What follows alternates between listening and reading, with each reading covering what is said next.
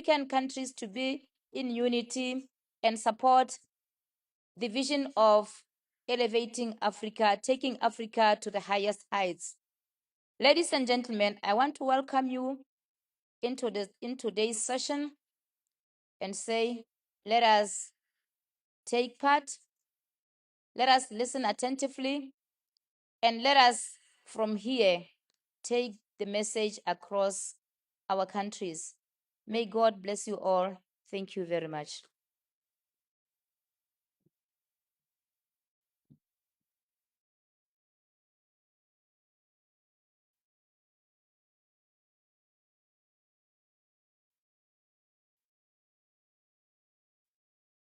A new tech revolution is blowing across Africa, and its young citizens are really taking advantage.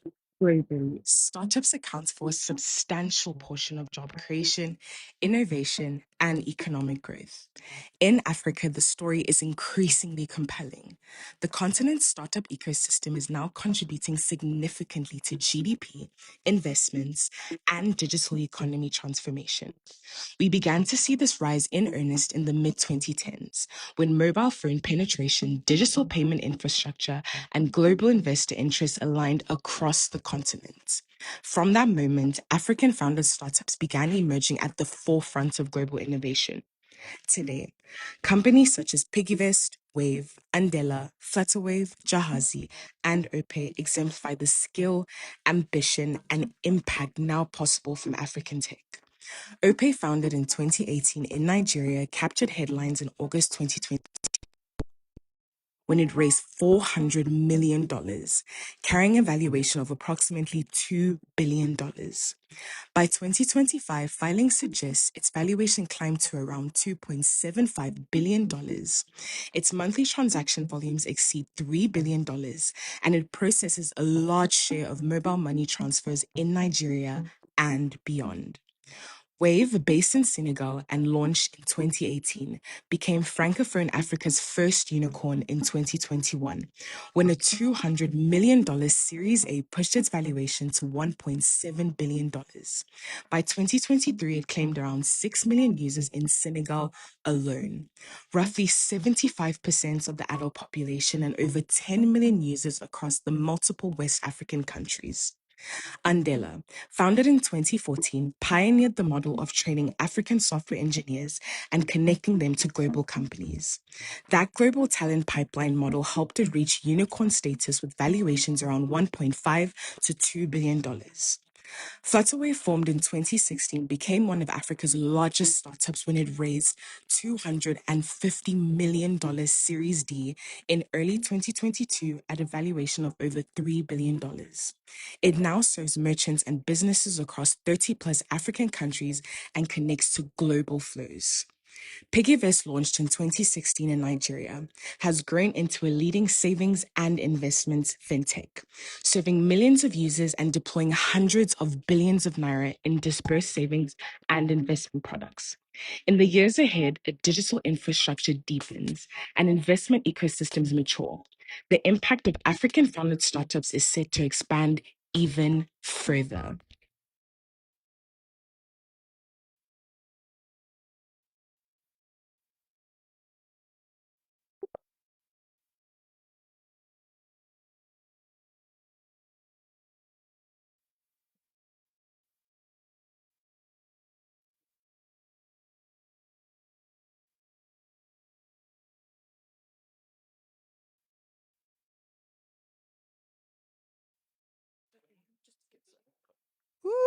Okay. Technical difficulties, very normal for a show like this. Hello, everyone, again. I just want to take a minute to acknowledge the presence of His Royal Majesty Ogiame Oluwache III and Her Royal Majesty Olori Oluwache III, the Reverend King and Queen Consort of the Wari Kingdom. Can we give them a round of applause, please? Thank you so much for your presence. And I just want to say, what a beautiful display of culture and history. I'm from Ghana, but I grew up in the States. And my closest encounter to seeing real life kings and queens was on TV, right? Coming to America, being one of my earliest kind of, shows or movies where I really got introduced to, the African monarchies, or so to speak. And it's really incredible to witness this in person. And I just want to really thank you, Your Majesties, for your vision and for your commitment to showcasing African excellence and to helping us build the Africa that we all want to live in through this incredible platform, Elevate Africa. Once more, can we give it up for our Royal Majesties? Okay, before I introduce our next speaker, I just want to quickly remind you all we still have that vehicle that's blocking the entrance. So please, if your vehicle is B641BR9, we would so appreciate it if you can go and move your vehicle out of the way.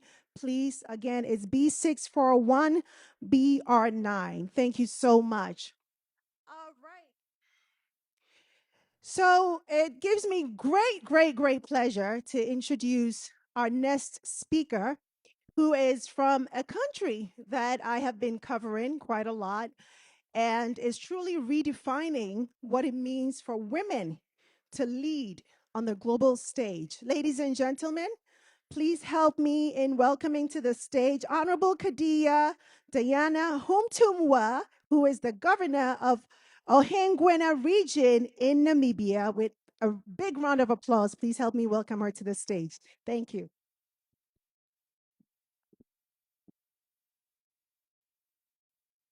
Thank you. Thank you very much, Director of Ceremonies. His Royal Majesty Ogiame Atuwashe, the third CFR, and Her Royal Majesty Olori Atuwashe, the third, Your Excellencies in the room, distinguished guests, esteemed leaders, ladies and gentlemen, good morning.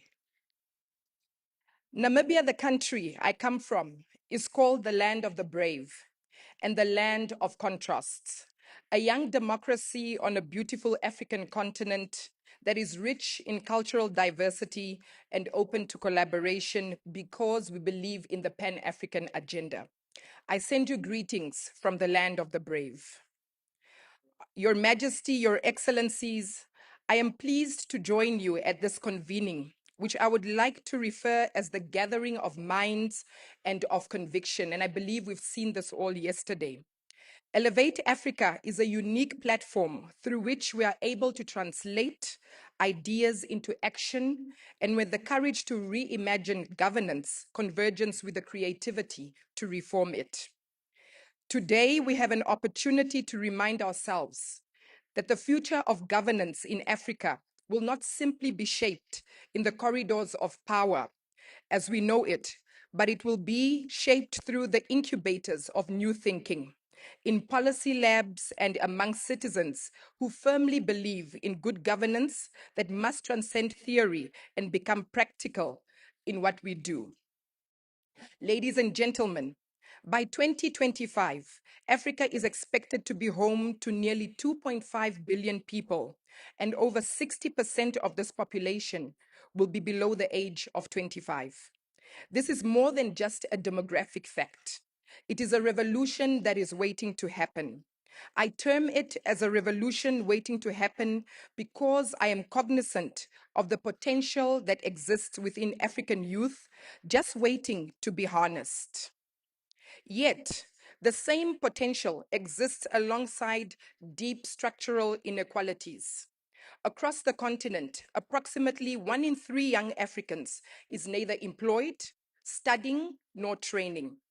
Behind that number, ladies and gentlemen, lies a story, one of frustration, yes, but of resilience and of young people determined to build even when the odds are unkind. Your Majesty's distinguished guests, we cannot celebrate the promise of youth without confronting the barriers that suffocate it. It would be disingenuous to speak of opportunity while our systems remain locked in outdated models and resist change.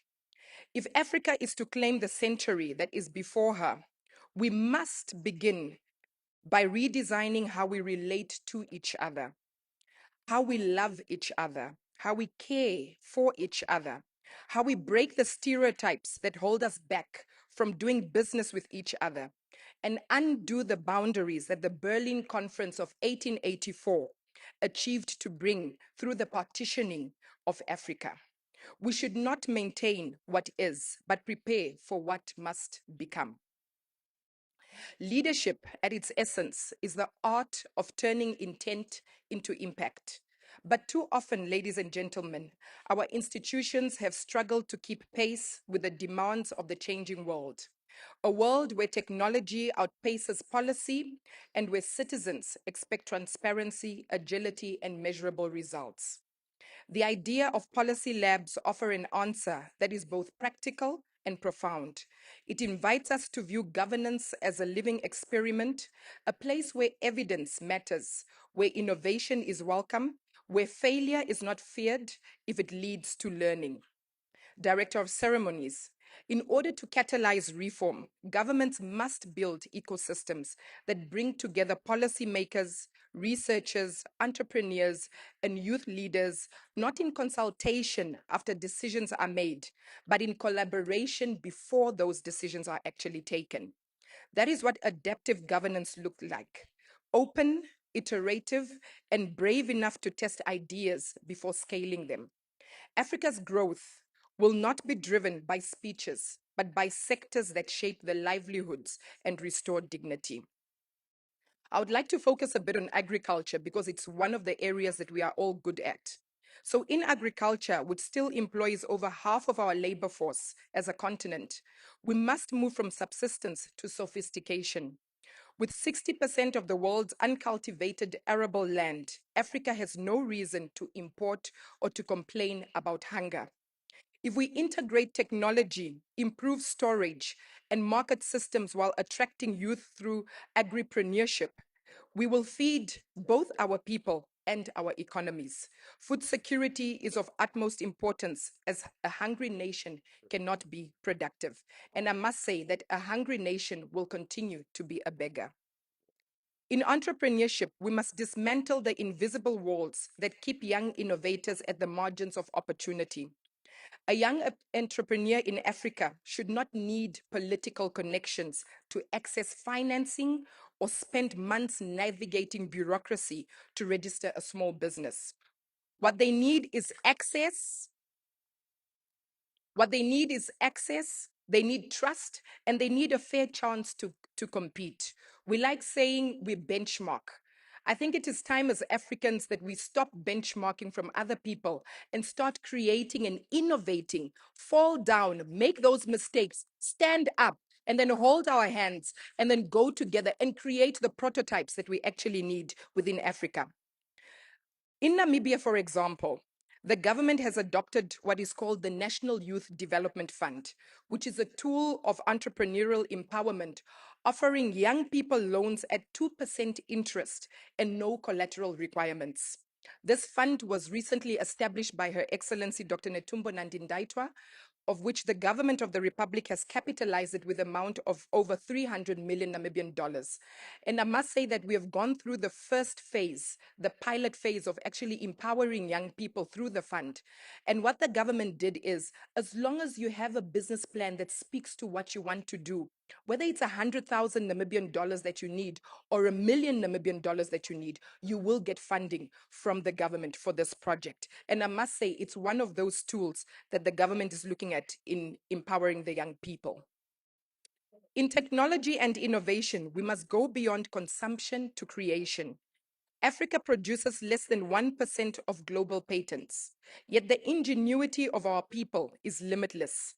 With investment in digital infrastructure, data systems, and research institutions, we can shift from importing solutions to exporting them. Solutions that speak to our realities, healthcare, climate resilience, and governance itself.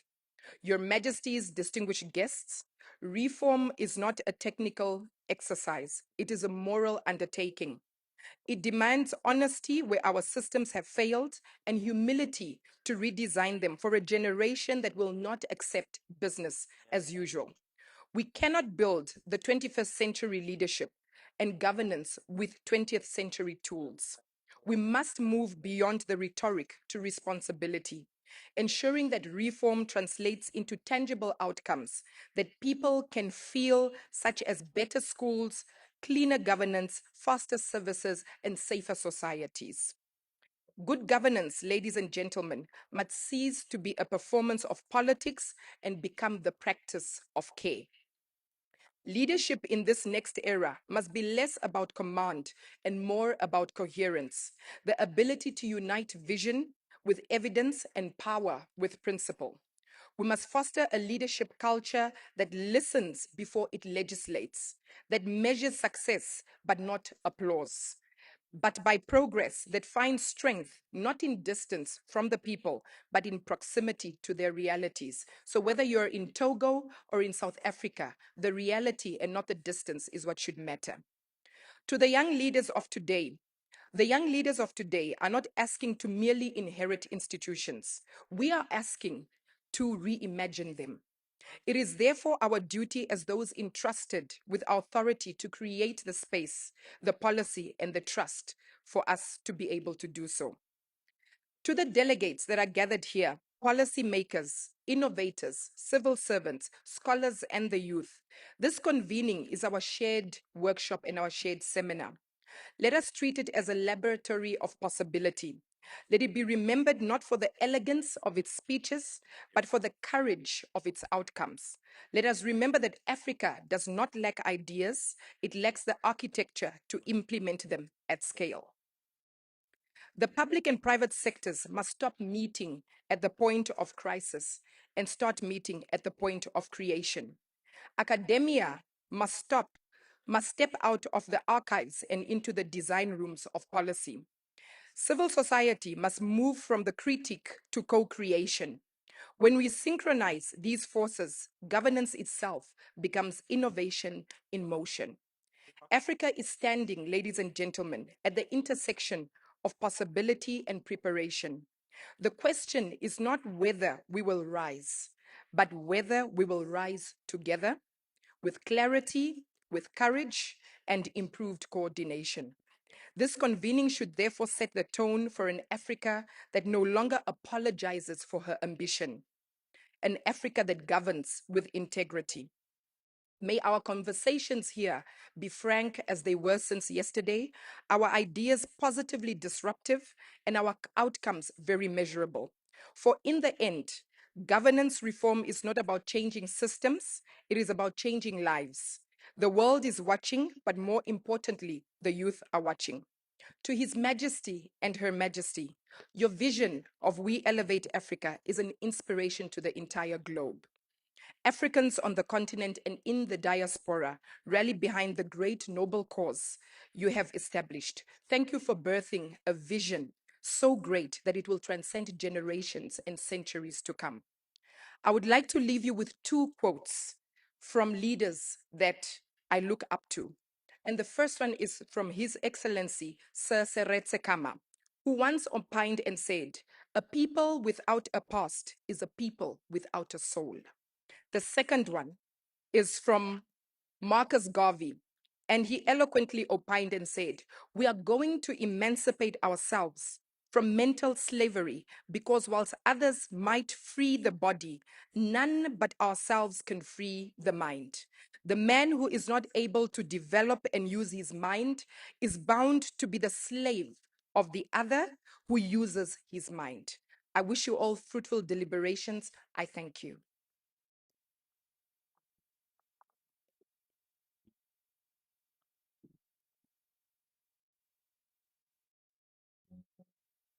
I would like to say to everyone, welcome as we move towards elevating Africa together. The truth is, nations need nations to thrive. Africa, though separated by borders, is deeply interconnected. I am an African queen domiciled in Africa.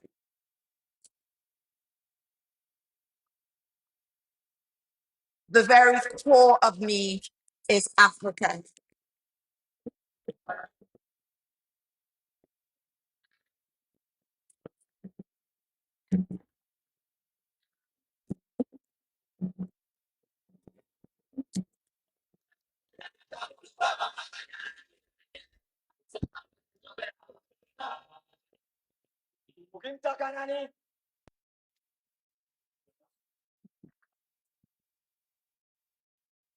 I always say Africa and drums.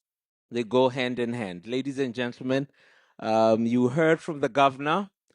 You heard her message. Africa needs to make it work for itself. Let's give her a round of applause and the people of the beautiful desert country of Namibia. Thank you so much. As you would see, my stage is being reconstructed. And in this reconstruction, we are going to have a panel discussion.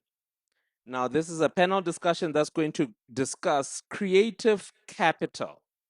How is it that we can leverage Africa's creativity? I spoke about the drum. How can we sell the drum to the world?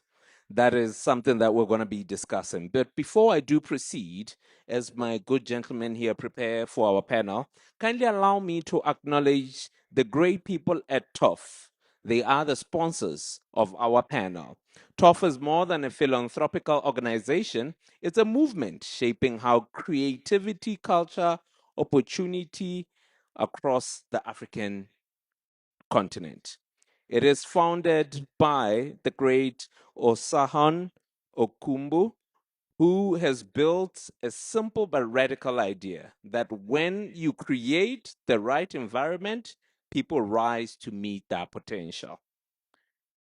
At its core, TOF exists to bridge potential and purpose through its four creative pillars: art, film, entertainment, and fashion. The foundation empowers talent, funds projects, and builds platforms that turn possibility into progress. Whether it's supporting emerging artists at 2 3 at plus 234 Art Fair, funding writer labs through the TOF X Write Good Stories workshops or workrooms, or creating spaces for collaboration and mentorship. TOF works in shifting the creative landscape from inspiration to infrastructure. They are rooted in excellence, driven by faith, and guided by purpose. TOF believes that creativity is not a luxury, it's a national resource. Every initiative from art patronage to film development is designed to nurture capacity, create access, and ensure that African stories, talents, and ideas are not just celebrated but sustained. Let's give a big round of applause to the great people at TOF. Thank you so much for sponsoring this conference and this panel. With that being said, ladies and gentlemen, and no further ado, kindly allow me to invite my panel moderator and host. Ladies and gentlemen, put your hands together for the editor-in-chief at She Afrique, Natasha Dlamini.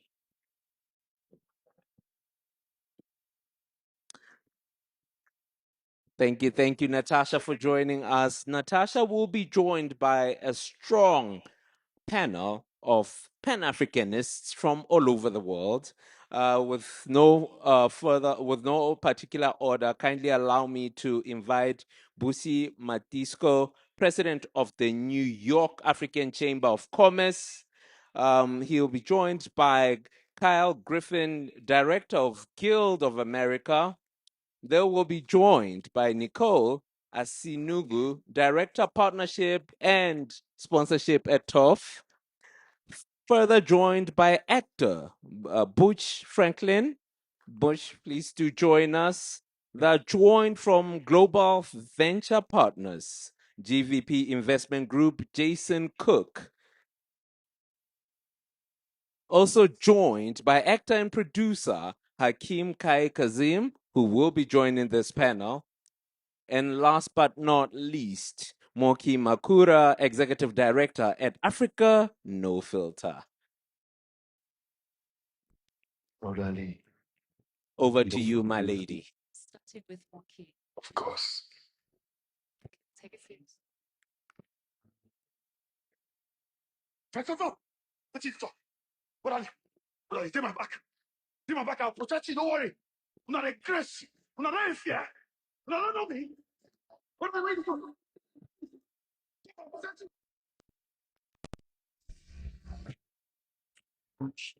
Orderly. You know, see the or you know your boy. Anytime I juice, because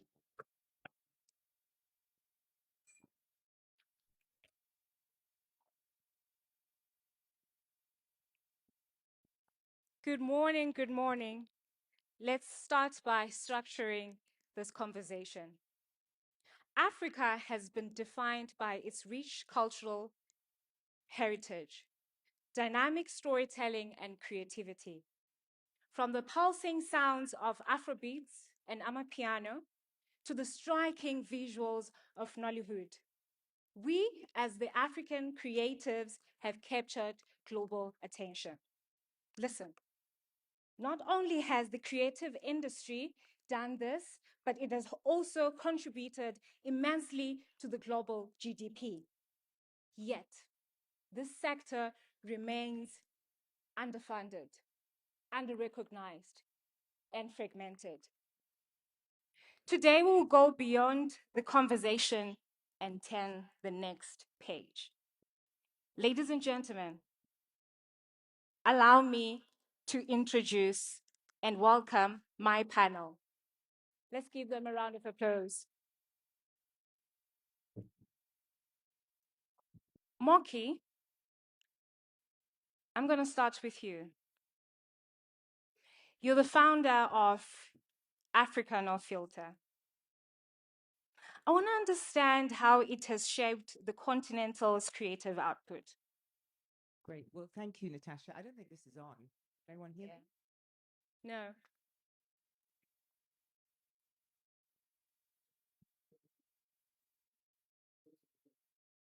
Is that one on? Hello.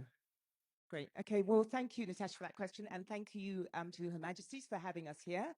Africa No Filter is a narrative change organization. That's the organization I lead. And we're trying to change the way the world sees Africa, but more importantly, how we see ourselves. And in order to change narratives, we need to work with storytellers. So we work with the creative industries. We're primarily an advocacy organization.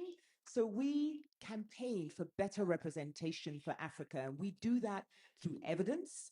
One of the things we published was a report that showed that the stereotypical images and stories told about the continent across global media cost us as a continent $4.2 billion every year. That money could educate 12 million children. So it has an impact. The other thing we do is that we have a community of creatives. And once they're in our community, we give grants, we support them, help them be better business people as creatives. And to date, Africa No Filter has put $7.5 million into the creative economy in Africa. And that's a figure I'm very proud of because creativity in Africa is not well rewarded. So I think that if we are serious about changing the way the world sees us, we need to invest in the sector that creates the stories that influence and inspire the world to see us differently. That's what we do. Thank you. Thank you, Moki, for that. It is very important for us to know that when we control the narrative, somehow we can control the perception. Speaking of rescripting our stories, Nicole. Hi, Nicole. Hi. So, Nicole, you are a screenwriter and a filmmaker. And we understand that narratives are shaped mostly in the writing rooms.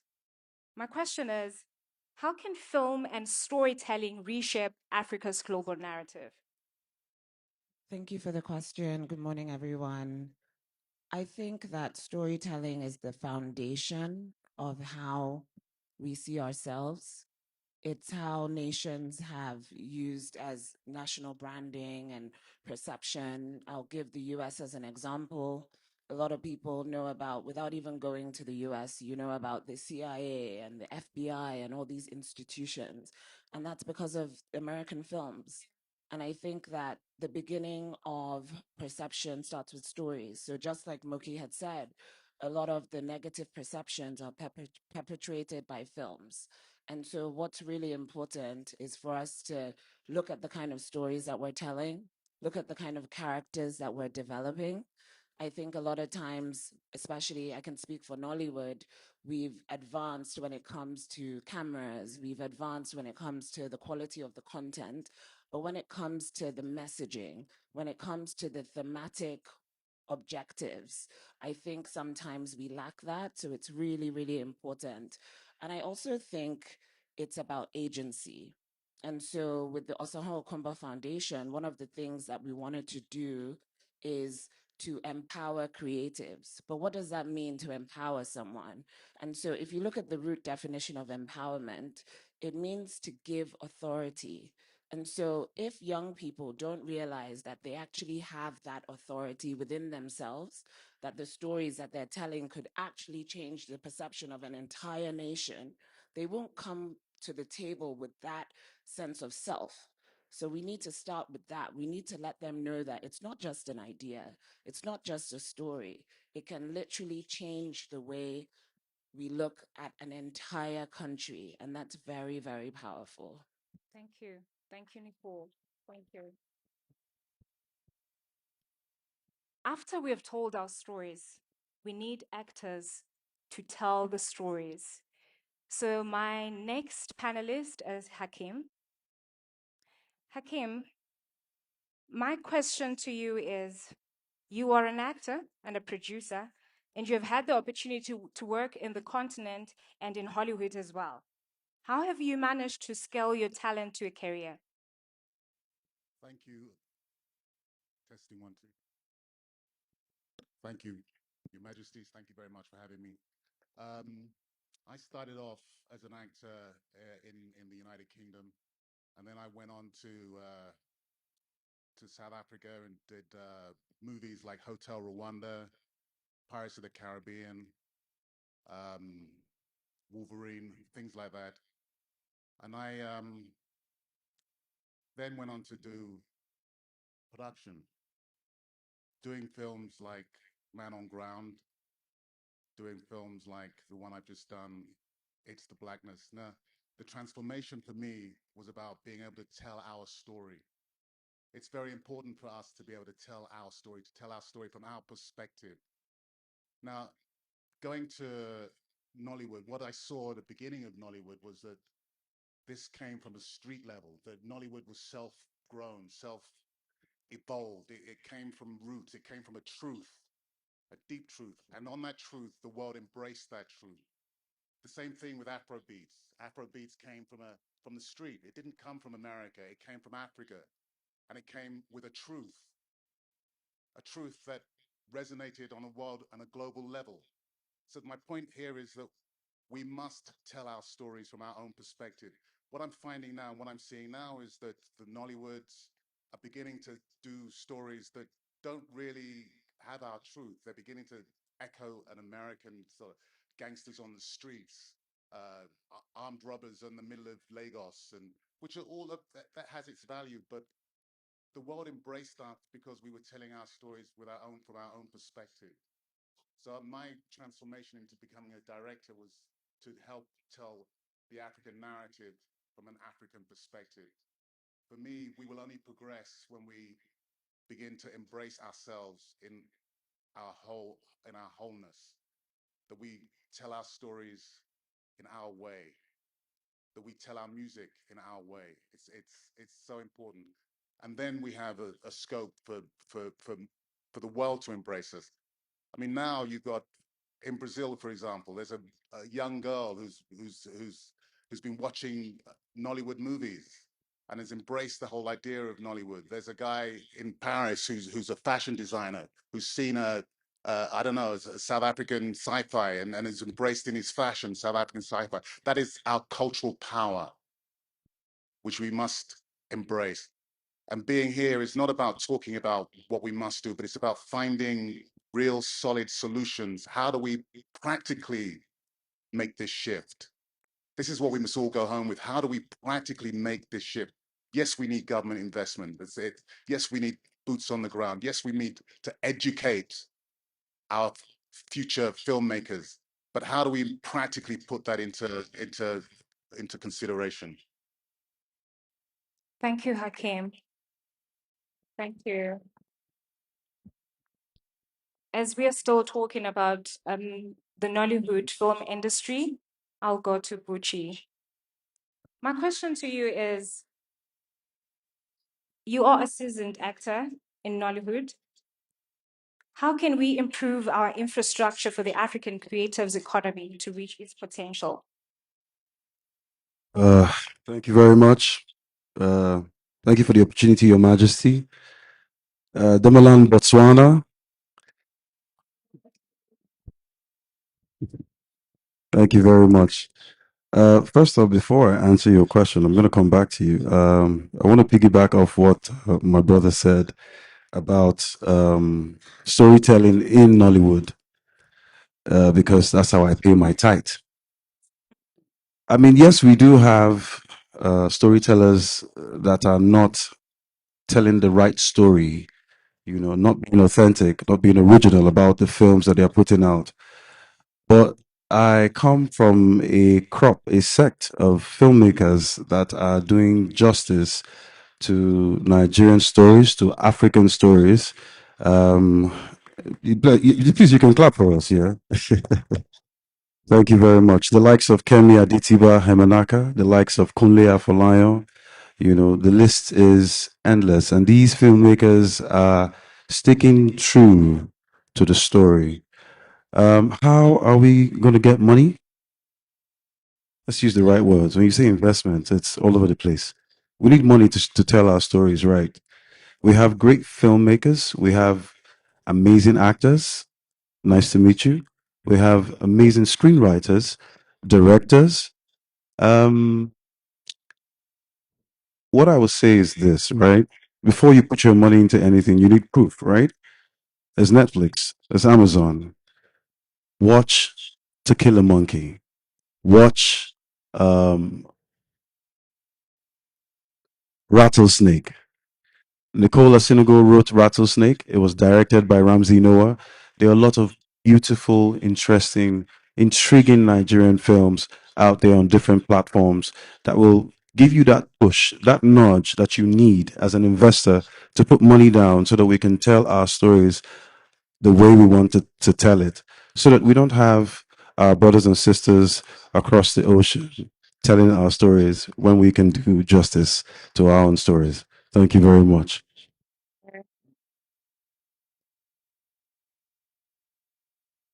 Jason, I'm coming to you. Which he spoke about financing. And we know that in order for our stories to be heard, we need the money. He said we should not use the word investment. Let's be straightforward. We need the money. My question is, what is Global Venture Partners and how has it supported the creative industry in Africa? Thank you to Your Excellencies for having us, Your Majesty, Excellencies, and esteemed guests. It's a great question. Um, Global Venture Partner stands at the intersection of culture and that capital. And I will mirror the sentiment of my two brothers here and what they've said in terms of being able to control the narrative and tell your own story and why it's so deeply important, which is why we started with media. Across our media portfolio, we have Rolling Stone Media, um, cultural leader in terms of Middle East to North Africa. We also have Robert Africa, and that highlights African lifestyle and luxury and exports it, amplifies it to the world. More importantly, we have Time Africa, which is deeply crucial in terms of telling a story from a leadership, from people, in an innovative standpoint, and Robert and Billboard Africa. Now, from a commercial and investment standpoint, Billboard invested over $6.5 million with Botswana, the CEO of BITC Kells, and that was orchestrated by Ms. Pat Danby. And we did that across Billboard Global Power Players, and we were able to provide Thames with a Diamond Award. More importantly, we had Amansu Brown, which is a notable Botswanan artist. She performed at one of the biggest international stages for Botswanan artists ever. Now, I say that to say this: controlling the narrative and being able to tell that story then filters into investment, because just a few short weeks later, Qatar announced a proposed $12 billion investment into Botswana. That Yeah, you can clap for that too. It's fantastic. So I'm not going to say that that was solely based on GDP, but I will say amplification and media value is important to drive foreign direct investment and equally important as diasporic direct investment. And we look to create a circular economy that filters into each other. With that being said, media then filters into financial services. We'll have the first digital bank in Rwandan history, which we look to launch by 2026. And that lends itself into infrastructure, where we proposed a $200 million investment into Habadone to build an indoor stadium as we're looking to invest. And we're partnering and in talks with NBA and NBA Africa to purchase one of the first permanent NBA teams in Africa. Thank you, Jason. Thank you. I'm so sorry. I'd like to ask him a question because I'm excited that we're doing a lot for my brothers and sisters in Botswana. Have you been to Nigeria? He put me on the spot. Nigeria is a foundation which we look to partner and collaborate with the likes of yourself and others who are really leading that conversation in terms of culture, in terms of capital, in terms of entrepreneurship, in terms of business and working together. So Nigeria is absolutely a top priority for global venture partners for 2026. A round of applause for him, please. Thank you, Jason. Kayla, intellectual property is an intangible asset. And since it's an asset, we need to protect it. My question is, what have you seen work in Hollywood that we can implement in terms of protecting intellectual property in Africa? Good morning, and thank you to your majesties for having us here. My name is Kyler Griffin, and I work as a second assistant director in the Directors Guild of America. And as far as protecting intellectual property, especially in Hollywood, I would say the most important thing that we have are our guilds and our unions that protect the workers, the artists, everyone behind the scenes. In 2023, I don't know if you know, but there was a strike in Hollywood because the producers and the actors and the writers couldn't come to an agreement. And one of the most important things that they were trying to protect was AI and AI coming in and taking the place of actors and writers. And they stuck to their guns and they struck and they came to an agreement that next year is now another negotiation year. So I'm sure another round will be coming. But I think the most important thing that we have in Hollywood is our voices. And when we gather around and we make a stand and we tell the producers that they can't just take what we have created as human beings and give it to AI or let, a program create what we do, I think that is the most important strength that we have, coming together, collective bargaining, and making sure that even though we are in different organizations and different sects of the Hollywood sphere, that we stand our ground and we come together. In Hollywood, there's a lot of organizations that protect rights and royalties and making sure that people get paid.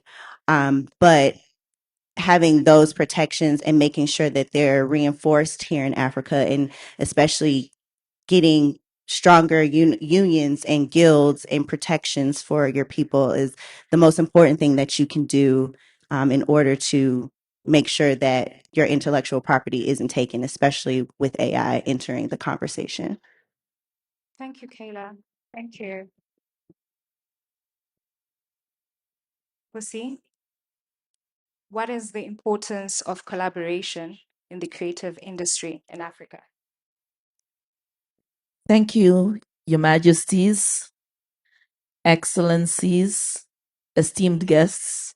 Natasha, thank you so much. And to echo what my fellow panelists have said, it's important for us to show up, first of all, as individuals, and however small Okay, we can contribute.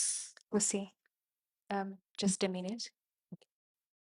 Thank you so much. We will be continuing with this amazing panel. At this stage, Their Majesties will be departing the hall for an engagement.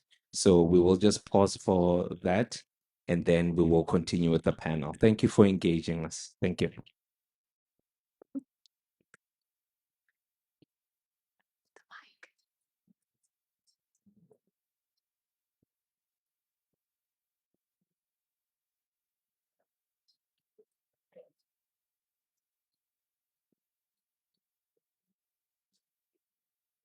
Thank you so much. Thank you for indulging us. Natasha, back to you. Thank you so much. Sorry, Busi, about that. You can continue. No, it's okay. Thank you. We had to honor Yeah. protocol. Um, my name is Busi Matsiko Anden. My name is Busi Matsiko. I'm the founder and president of the New York Africa Chamber of Commerce. And I'm a board trustee of Berkeley College, which is very big on the creatives. I've been involved in, I've been a proponent of Africa to the world. One of the things I did in the early 2000s, mid 2000s, was having events for indie designers, which morphed into this day's Africa's Fashion Week in New York. I've also pushed initiatives with Berkeley College, which is over 95 years old, whereby we created a designer in residence program and we've had 2 African designers to date. And last year during Fashion Week, it was the first time you had 7 African designers on the official calendar of New York Fashion Week. That said, that's just an example of some of the initiatives where collaboration is important. Afrexim Bank sent a delegation to Berkeley College to support the designers, and they invested in that, in the designers. These are the stories we don't share because, and that's why it's important for us to use platforms to collaborate. I was fortunate that last year I was here with Forbes and I met the GVP team as well. And later on, I'm also now doing an event alongside the G20 with Time Africa because we need to shape our narrative from our perspective, the not just a blanket perception of what our story should be like. So, and that's for us, our intention of that is to showcase what happens beyond the G20. Some people, while you might say, why the G20? It's important that we show up in different rooms. Our voices should be heard. And it's important for us to be intentional and deliberate in our collaborations, not just self serving relationships. And we should bring the youth into these conversations. We need to have those voices. We need to have the intergenerational dialogue. When we see countries like Israel, India, China growing, it's because they have tapped into their diaspora. It's important that the diaspora works with the people in the continents. They're part of the same team. We need to work together. If we want to go far, we go together. If we want to go fast, go alone. So we have to also be accountable while we're doing all these collaborations and give each other feedback, honest feedback. If we just think that it's just a matter of sitting on panels and not being seen, we have failed. What are we using these platforms for? We should use these platforms to go beyond and implement. and bring others along. And I'm just saying this is just for us to make sure we build together. We have to be sustainable. And that's for me as a chamber right now. I've thought about all the work I've done over the years, especially seeing what has happened with USID and Prosper Africa. We have to think of alternative sources of funding. We have to be creative and think of how we create funding sources for us. We can't wait for government. We can't wait for, there has to be a collaboration, whether it's with the public sector and the private sector, and we shouldn't just keep pointing fingers. So, anyway, that said, with the chamber, I'm focused on making sure the members of institutions and funders, because we need institutions for us to progress, because institutions outlive us. And then individuals can also be part of the digital part of things for us to work together. And that's why we like platforms like Elevate Africa, also the mainstream platforms like maybe Time Africa, but we have to be able to tell our stories. Until a lion begins to tell its stories, you'll glorify the story of the hunter. Thank you. Thank you so much, Lucy. Thank you. Thank you. I'm enjoying this conversation and I wish that it can go on, but for the sake of time, so we are going to close this session, but I'm going to give you each 30 seconds. I'll start with you, Moki. 30 seconds to do what? Actually, I just want to address something that Butsi said, and actually, everyone's referred to funding. Funding is absolutely critical, and making entertainment or the creative sector viable as a business is important. But if you think about countries like America, a lot of Europe, the way the creative economy was formed there was actually not business. It came from philanthropy. If you look at a lot of artists and films that were funded not because they made money, but because the message was important, which is why I think that we, as people in the creative economy, we also have to look to philanthropic funding.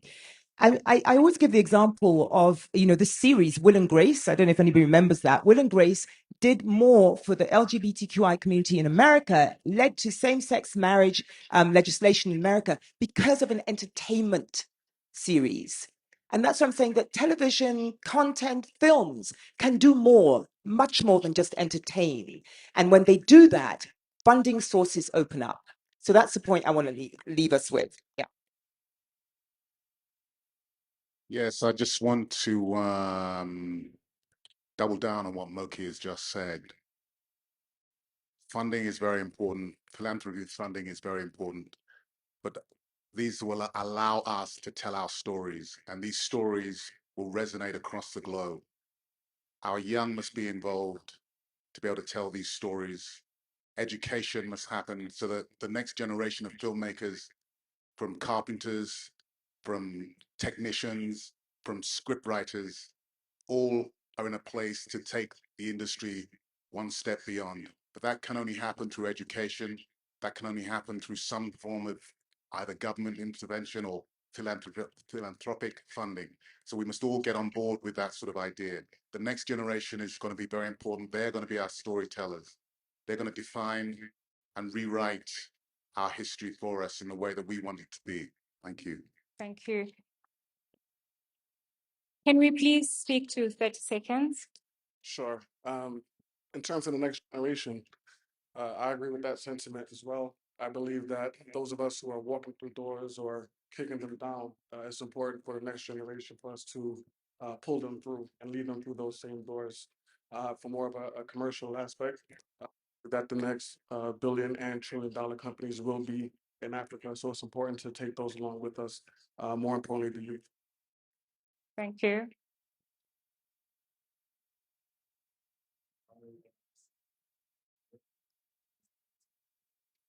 Thank you. I pray for a borderless, creative continent. I don't want creativity to wait for visas before content is being disseminated around Africa. It's time for us to collaborate. Botswana is a beautiful place. I want to come back here and shoot a film. Yes. I want to learn the language, Gialarata, Botswana. So I also want you to come home to Nigeria. Let's collaborate. These air conditioned conversations are nice, but we need to visit different parts of this beautiful continent and tell our own story. God bless you.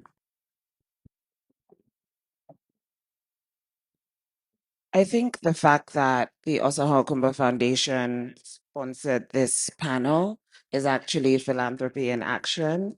And I think that the more that we partner with other countries and other funds, I think that's how we sit together and that's how we collaborate and that's how we move the needle forward.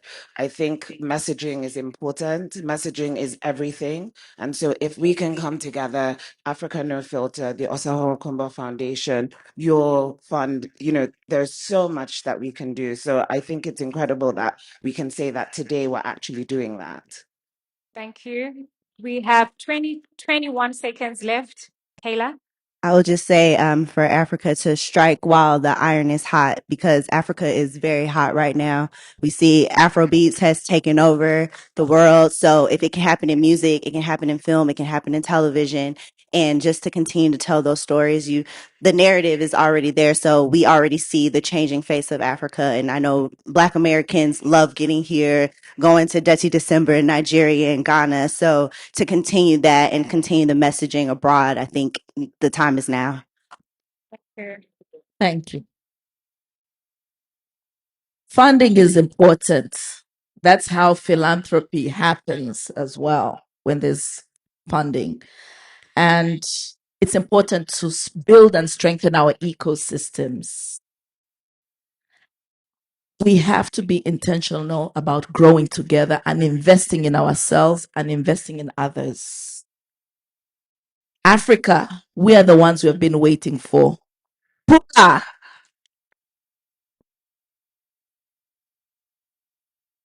Ladies and gentlemen, we have came to the end of the session. I just want to say thank you so, so, so much to our panelists.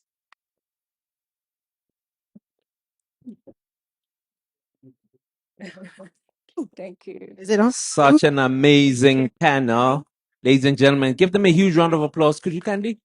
I'd like to invite you for a picture. Let's capture this historic moment in conversations about Africa's cultural capital and human capital. How do we leverage that? How do we bring that together and make sure to the value of the continent? Absolutely. And when I think about the many times that I'm strolling in malls in the US and New York and I hear Afro beats and how proud that makes me as an African. But I think as the panel clearly articulated, the next step is for us to monetize, to figure out disruptive and innovative models of monetizing our influence. So thank you so much to this incredible panel. Really great takeaways. Let's give them Another a round of huge, huge, huge round of applause. great job. Great job. They did Great an job. exceptional job. And one thing that they did say is honesty is key. How we make this work becomes very important. And being honest about how we're going to make it work becomes critical. Absolutely. So we're going to break for a quick coffee or tea break. Quick, Very quick. underline quick. Okay? Operative word, quick. And what we would love for you all to do is actually grab your coffee or tea and come right back in here for our next panel, which is on sustainable infrastructure for economic transformation. And you already know that's going to be another great conversation. So just step out there, grab your coffee, tea, and come on right back. Let's try and Yeah? do it in 15 minutes so that as you grab your coffee, you can return into the hall so that we can move on with our program. Thank you so much for being an amazing audience. Enjoy, ladies and gentlemen. Thank you.